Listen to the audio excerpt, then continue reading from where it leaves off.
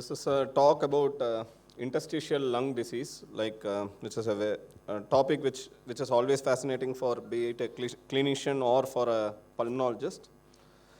So we all know that the interstitial lung disease is a diverse group of disorders, and if you see this graphic here, you can find that ILD is not a single disease. You need to classify ILDs either be it in the form of idiopathic interstitial pneumonia or be it in the form of an autoimmune ILD, or you have the most common ILD in India, which is a hypersensitivity pneumonitis, and you got a lot of sarcoidosis, and even you have got certain other ILDs like lymphangiomyomatosis, LCH, and so on. But what we have understood in the recent past is, unlike the past where you have an IPF for which only the drug was available, rest all ILDs were not having any sort of drugs. Now we classify the ILDs not as we saw before, we classify them into either a fibrotic ILD or a non-fibrotic ILD. So the previous classification was an IPF and a non-IPF, but now that spectrum is totally changed. Now you are going to classify your ILDs only as those which are fibrotic and those ILDs which are not fibrotic.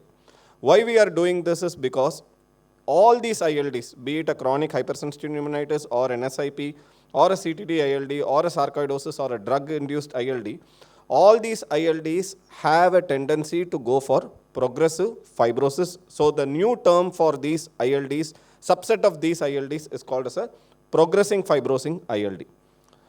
So are we going to treat all the ILDs including IPF with an antifibrotics, or how are we going to really define this progressing fibrosing ILD? So the progressing fibrosing ILD comprises of a diverse group of ILDs. We saw that any of the ILD pattern can have a progression. They share a similar behavior which is progressive, and they have got overlapping genetic, pathophysiological, and clinical features. So when we say that it is a progressing ILD, you can show progressive in the HRCT, you can show progressive as defined by a decline in the lung function, or as worsening of the symptoms, and these can be associated with early mortality. And they all present with a similar features like an exertional dyspnea or a dry cough, finger clubbing, Velcro-like crepitations, or as fatigue. So to the postgraduates here, so which of the following is not a characteristic of fibrosis? The answer is here. So when you have a fibrosing ILDs, that means what we mean by fibrosing is when you can demonstrate either a honeycombing, or you can demonstrate a traction bronchiectasis, or you can demonstrate a reticular opacity on your CT scan, then we refer these ILDs as fibrosing ILD. So if you see in your CT scan any of these features, the A which shows the classical honeycombing, the B which shows the traction bronchiectasis, the C which shows the subpleural reticular opacities. So if you have any of these patterns on your CT scan, then you need to understand that you are dealing with a case of a fibrosing ILD. But in addition to this, the another thing which you have to see is what sort of fibrosis it is presenting, whether it is limited to one lobe, or whether it is a diffuse fibrosis, or whether it is having a perihilar distribution or a subpleural distribution. And if you see this picture here, in addition to getting the routine CT scan, you should also ask these patients for an expiratory CT scan, because these fibrosing ILDs in certain cases can be associated with air trapping like this. This can also give a particular clue that along with the fibrosing pattern, you also have some element of a airway involvement. And when we come to the connective tissue disorders, you have got very particular pattern of presentation on your CT scan. Whenever the fibrosis is more common in the upper lobe and in the anterior subsegment, which we refer to as the anterior upper lobe sign, or you have the classical four corner sign, that means in four portions of the lung, the fibrosis is seen. Or when you have got a straight edge sign, that means you can clearly demarcate between the normal lung as well as the fibrotic lung. Or when you find a lot of honeycombing, which we refer to as an exuberant honeycombing sign. If you see a CT scan with any of these four signs, then you should go back and ask your patient whether the patient is having any symptoms related to a connective tissue disorder. So if you can see either an anterior upper lobe sign or a four corner sign, or a straight edge sign, or an exuberant honeycombing sign, then probably you should understand that you are dealing with an ILD where the treatment can be steroids, because probably you are dealing with a case of a connective tissue disorder ILD. So now moving on to the individual aspects, we know that IPF, when we say, it is only limited to the lung. So it is a lung predominant ILD. In addition to this, you can have other things like a familial progressive fibrosis, which means that there can be a family history of an ILD. And the another most important ILD is called as an idiopathic NSIP, which generally occurs in women and in the 60s.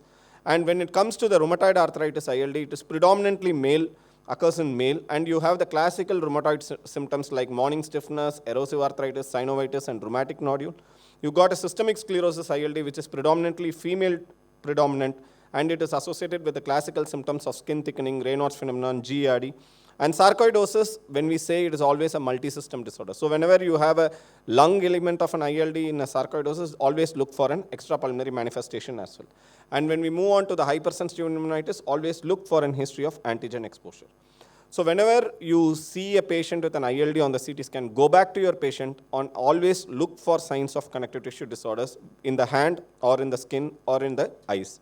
So if in the hand, if you can see any of the deformities like this, which is called as the Botinius deformity, then probably you are dealing with a case of a rheumatoid arthritis. So this is what you see is a swan neck deformity, and this is a Z deformity of the thumb.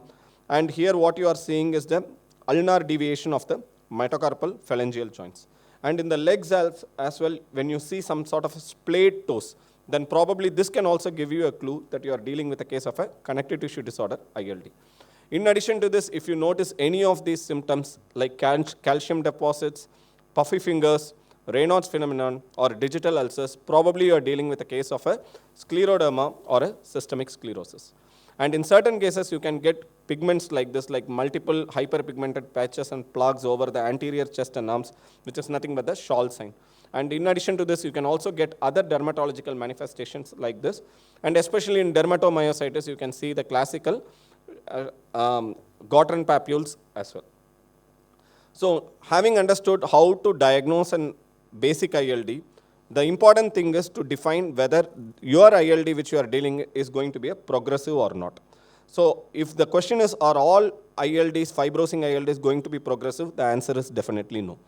So whenever we see an ILD, we always keep them on a follow. Whenever we see a non-IPF ILD, we always keep them on a follow-up, and we try to assess their FVC, HRCT progression, as well as the symptom progression.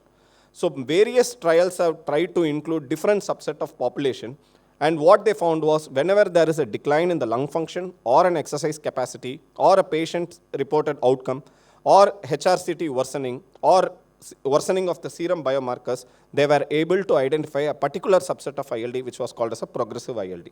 So after all these things, now the ATS has come up with a particular definition of a progressing fibrosing ILD. So according to the ATS guidelines, what it says is all the ILDs that you see here has some element of progression, which means if I am going to diagnose a case of a rheumatoid arthritis ILD, it is not that all RAILDs are going to have a progression. A particular fraction of them are going to have a progression. And if you see, the most common CTD ILD which has got a tendency for progression is your systemic sclerosis ILD. And if we move to the most common ILD which is found in India, which is a hypersensitivity pneumonitis, even in this, a particular portion of the ILD, of the hypersensitive pneumonitis has a tendency for progression. And amongst the sarcoidosis, at least 20% of your sarcoidosis patients are going to have some sort of a progression. So they came up with a definition which says that if you are diagnosing a non-IPF fibrosing ILD, and if you have at least two of the following three criteria, then you say that this patient is having a progressing fibrosing ILD. The point of identifying the progressing fibrosing ILD is that you can use antifibrotics even in a non-IPF patient. So if you are going to have a fibrotic ILD, and if they are going to have a worsening respiratory symptoms, or you are going to demonstrate an absolute decline in the FVC greater than or equal to 5% of the predicted within 1 year of follow-up, or an absolute decline in the DLCO which is greater than or equal to 10% within 1 year of follow-up, or if you are going to show a radiological progression as evidenced by an increase in the extent or severity of bronchiectasis, or appearance of new ground glass opacities, or appearance of new fine reticulations, or coarseness of the reticular opacity, or new honeycombing, or new volume loss. If two of these three symptoms are there, you will label your patient of fibrosing ILD as a progressing fibrosing ILD, and you are justified in starting antifibrotics even though the patient is a non-IPF ILD. So if I have a CTD ILD and if I have any of these, two of these patterns, then I am justified in starting antifibrotics even in these patients. And if you see, almost 10 to 40% of all non-IPF ILDs has a tendency for progression, which means that amongst all non-IPF ILD, out of 10 patients, 4 patients can go for progression. And there are various risk factors that are associated with progression. For example, if you can demonstrate a short telomerase syndrome, recently we have this whole exome analysis. If you do this and if you find any of these things in your non-IPF ILD, then you can say that these patients are at a higher risk of progression and you need to keep these patients on follow-up. And any patient who is having a history of smoking or an RA-ILD, they are at a higher risk of progression. And in case of a hypersensitive pneumonitis, continuous exposure to the antigen, be it a bird feather or a mold or an organic dust or a mold hair or a synthetic compounds, then these patients are at a higher risk of developing a progressing fibrosing ILD. And as you can see from here, the systemic sclerosis, whenever you see a systemic sclerosis ILD, and if you see in the initial CT scan that there is greater than 20% of involvement or honeycombing, then these are the patients who are going to progress fast within the first 5 years of diagnosis. And if you see the RA-ILD, again, if there is the CT involvement is more than 20%, then you need to keep these patients on follow-up because they are at a higher risk of progression. And along with that, in a case of a hypersensitivity pneumonitis patient, if you are not able to identify the correct antigen, or if you are not able to avoid the exposure to the antigen, even though you treat these patients with steroids and immunosuppressants, these patients are at a higher risk of developing a progressing fibrosing ILD.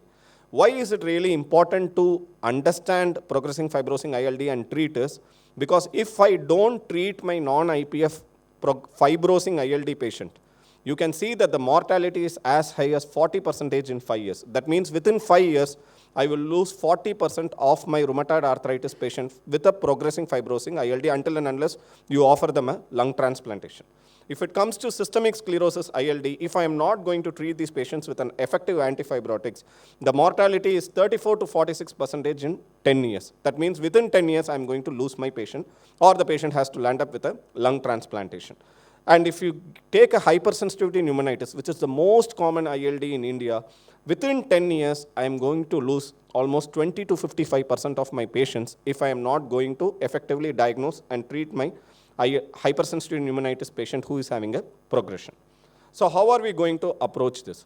So first of all, whenever you get an ILD, as I said to you before, go back to your clinical history. You need to identify what is the etiology of your ILD. You need to get a PFT. You need to get a HRCT. And in selected cases, you may require a BAL or a lung biopsy. Then make sure what ILD you are dealing with, whether you are dealing with an IPF or a non-IPF. But for all practical purpose, now the differentiation is whether you are dealing with a case of a fibrotic ILD or a non-fibrotic ILD. Once you have diagnosed a particular form of ILD, you are going to start these patients on treatment. Let's say that I am going to treat a patient with a connective tissue disorder. I am going to start these patients on steroids and immunosuppressants, and I am going to wait and watch. And I am going to watch this patient for next 6 months, and I am going to repeat this clinical assessment, serial PFTs and HRCT. Then I will see whether there is a fall in the FVC or fall in DLCO or there is a radiological progression. If any of these things are going to be there, then we will refer to as progressing fibrosing ILD and we will start these patients on antifibrotics. If I am not able to demonstrate any progression, that means I know that my patient is improving with the existing treatment, so I am not going to start these patients on any particular sort of an antifibrotics. But the approach to diagnosis will always remain multidisciplinary. Whenever you see an ILD and you follow up the ILD, it is not that only the particular clinician is going to make the diagnosis of a progressing fibrosing ILD. You need to ask your radiology colleagues to understand whether there is some element of radiological worsening or not. Then in certain cases, you can do a biopsy to see whether the inflammation component is more or the fibrotic component is more. And after doing that, you get a composite assessment and you make a diagnosis of a progressing fibrosing ILD.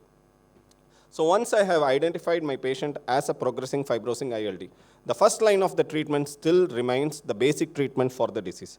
For example, if I am going to deal with a case of a hypersensitivity pneumonitis, sarcoidosis, or as a case of a connective tissue disorder, I am going to start my patient initially on steroids and see whether the patient is improving or not. And we also use many other immunosuppressive agents, and the most common one that is currently used is the mycophenolate mofetil, and it causes inhibits the proliferation of the T and the B lymphocyte. And the dose that we start is generally 500 milligram BD, and after a week we escalate them and we can go as high as 3 grams. And the important side effect of this drug is that it will cause a fall in the blood count, and it can cause leukopenia. And in addition to this, it can also cause other abnormalities like gastric ulcers and intestinal perforation. Previously, we were using a lot of azathioprine, but with the advent of the mycophenolate, now the azathioprine is almost not used in many of these patients. But if you have got a refractory ILD who is totally not responding, then you go on to advanced immunosuppressive medications like a cyclophosphamide, and in certain cases of exacerbations of these ILDs, we also use a rituximab.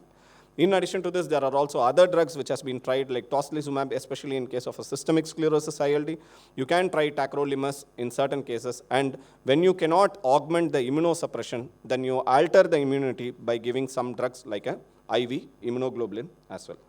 So once you have treated the basic disease with the basic medication, and you have established a progression as evidenced by HRCT or by PFT, there comes the role of the antifibrotics. So what does antifibrotics effectively do?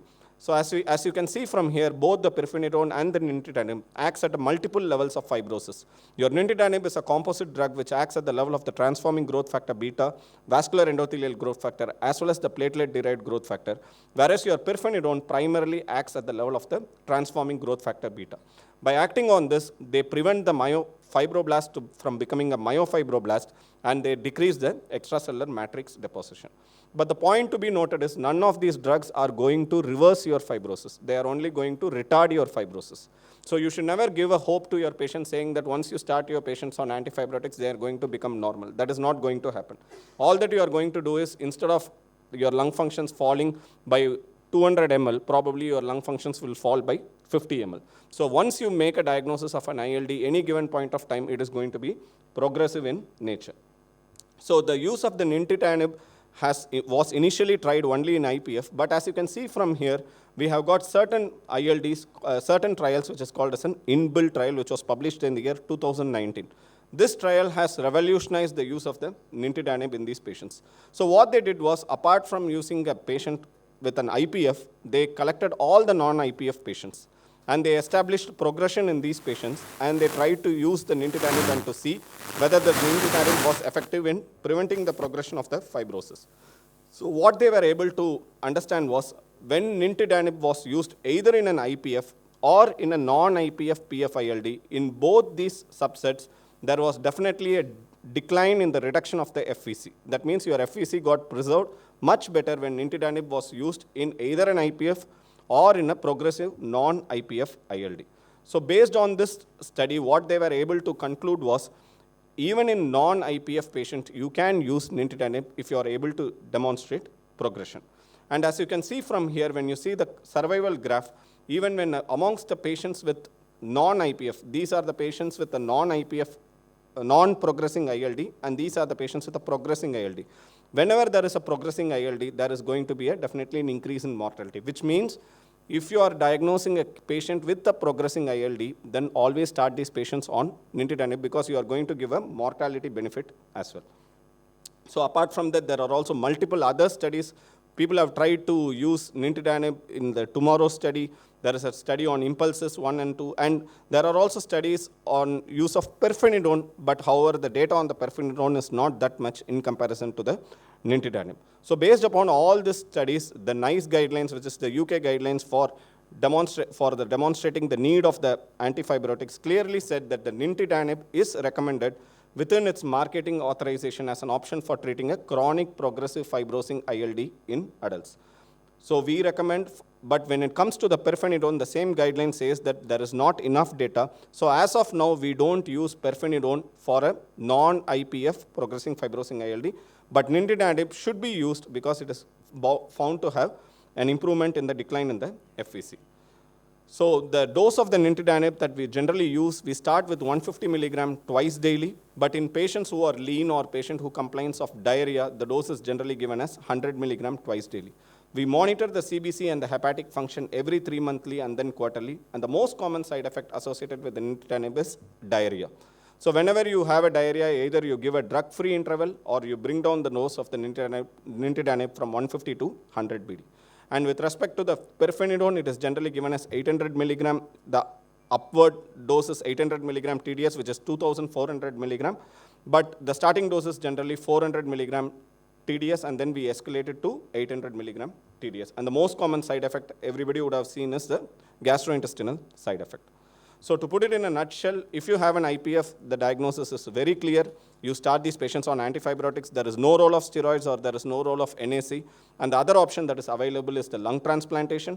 But if you have any other ILD, you find out what is the sort of an ILD, you treat that is deemed necessary for that particular ILD, like an antigen removal for a HP or an immunosuppressive therapy for other ILDs, treat the comorbidities, and beyond that also, if it fits the criteria for a progressing fibrosing ILD, you start these patients on antifibrotics. And when you cannot make the diagnosis of a particular form of an ILD and you label them as an unclassifiable ILD, then again, you can still try your antifibrotics. But the treatment of the ILD does not end with steroids and antifibrotics. It is always a comprehensive management. So it contains multiple things. The first thing is you are going to identify what is the etiology that is causing and try to avoid the etiology. Patient education is of paramount importance because they are going to live with this disease for life. Pharmacological therapy, as we have seen, should be given. And non-pharmacological therapy like rehabilitation should also be emphasized. Counseling of the family members plays a very important role because the family members can have psychological issues because of a chronic disease burden in a relative. You need to give them symptom relief. Management of cough becomes a very important aspect when you are treating a patient of an ILD. When a patient of an ILD lands up in a hypoxemic respiratory failure, then you need to supplement them with an oxygen. And as I said to you before, rehabilitation should be initiated very early in the course of illness. But what is gaining a lot of importance in these recent years, and especially which has been life-changing for certain patients, is the role of the lung transplantation. So whenever you see a patient who comes to you with an ILD and who is not responding to your conventional medication and patient is landing up in an oxygen requirement, that is the point you need to start counseling this patient for the need of lung transplantation. And you won't believe many people who have who are considered to have lost the entire quality of life because of oxygen dependent are now living without oxygen if you choose the right patient and put these patients on lung transplantation. And in patients who cannot either afford a lung transplantation or who are contraindicated for lung transplantation, just like you treat a patient with a cancer, palliative care is also a very important role when you are treating a patient of an ILD. So just a few words about an acute exacerbation of an ILD. This is something very common. Sometimes you may see a patient of an ILD landing up in an ICU and with an worsening respiratory failure as well as a worsening CT scan. You have tried to rule out all sort of infections. Infection comes negative. That is when you label these patients as an acute exacerbation of an ILD. When an acute exacerbation of an ILD, be it an IPF or a non-IPF, there is still a role of a steroid. So you can pulse these patients with steroids and immunosuppression agents like rituximab or cyclophosphamide or IVIG or a plasma exchange after you have ruled out infections. That is the caveat. You have to rule out any sort of an active infection before you treat a patient with a pulse steroid. So and another thing that is gaining recently importance is even a patient of an ILD who is on ventilator in acute exacerbation, there is a role of a lung transplantation. So it is not that a patient who has gone to the ventilator cannot undergo lung transplantation. They can still go for lung transplantation. So what we know till now about the progressing fibrosing ILD is that it shares a common pathogenic mechanism, that is, it induces fibrosis, it has a self-sustaining fibrosis, it causes a progressive decline in the lung function, it causes a progressive worsening, it causes a progressive deterioration in the quality of life, and it can be associated with early mortality. But what we really don't know is we don't have any serum markers to say that which ILD is going to progress. For example, your CRP, ESR, none of them are specific to say that the inflammation is ongoing. We do not know what is the exact selection of the patients for treatment. As of now, we treat as per the criteria, but probably the criteria may change. We don't know what is the role of immunosuppression in these patients. We have some evidence about antifibrotics, but we don't know how to position the pirfenidone, and we don't know how to assess the treatment response, and what are the validated patient reported outcomes are still unknown. So to put it entirely in a nutshell, suspect an ILD, exclude all the other causes, identify a particular subset of ILD, always involve a multidisciplinary treatment before you treat a case of an ILD. And once you do it, and when you find that you are not able to provide the adequate care, register in them clinical trials or send them for lung transplantation. To summarize, progressing fibrosing ILD represents a phenotype that may occur in all sorts of ILDs. Many factors likely determine the course of the ILD progression, including what is going to incite the ILD and the underlying genetic predisposition. While the definition of the PFILD still resides from clinical trial and exclusion criteria, further study is really needed to understand how antifibrotics are going to change the outcome. And antifibrotic therapies targeting shared aspects of fibrosis across ILDs are proven to be a viable option, and you need to start these patients to prevent a rapid decline. Thank you.